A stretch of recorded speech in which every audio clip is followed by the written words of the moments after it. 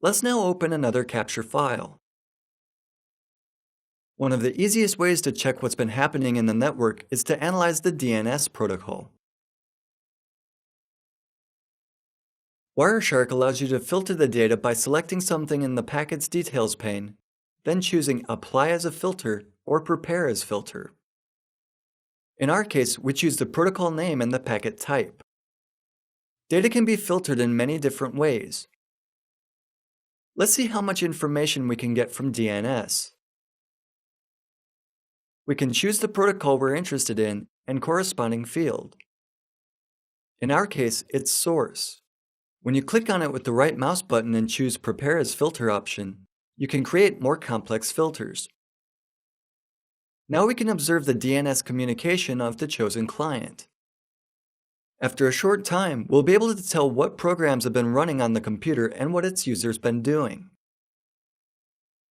The DNS is a protocol that can give us all of this information. As you can see, to connect to a device in the network, you must first get to know its address. You must first send a request to the DNS server. Let's see another example.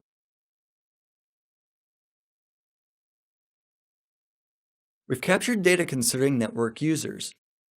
In this case, someone is connected to HTTP servers.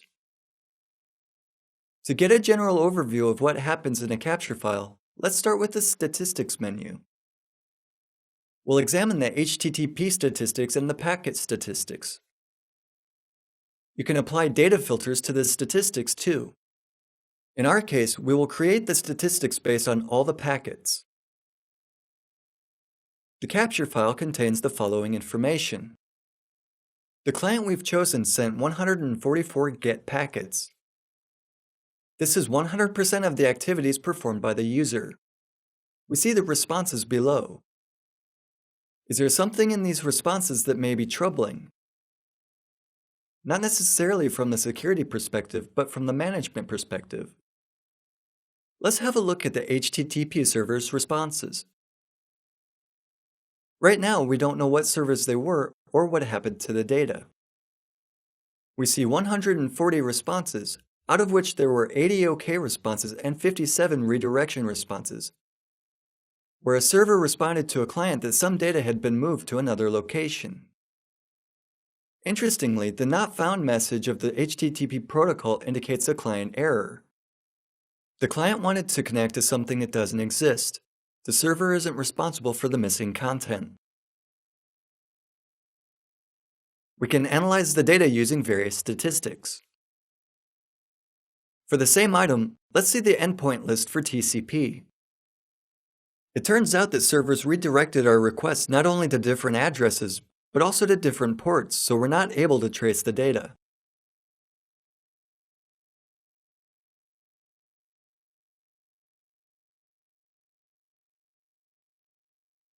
We managed, however, to generate a list of IP addresses of hosts that were involved in the communication.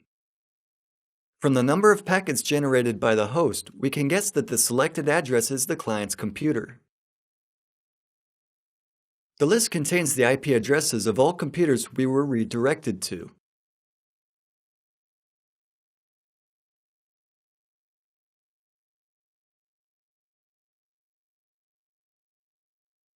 Let's see what other information we can get from the DNS server. Let's open a file with the data captured when the computer was starting up. An interesting experience is to monitor the computers left unattended, that is, those with no one at the keyboard. What does the computer do when no one uses the keyboard? Some of the programs installed on the computer are very chatty. Particularly interesting is what happened with the computer when it was starting up. We know that to find out who the computer was connected to, we should filter the data for the information from the DNS protocol. We can see that the computer has the McAfee antivirus installed on it. We also see that the program tried to perform an update.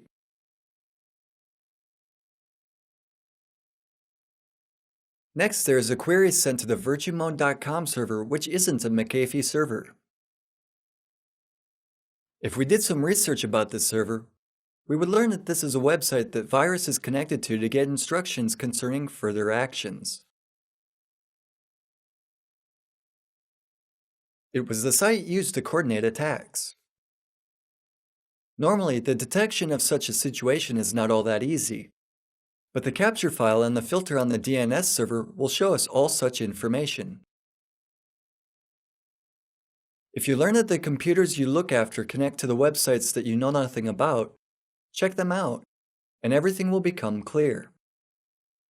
To achieve all this, we only needed to know how to use WireShark for data capture and how to filter this data according to simple rules.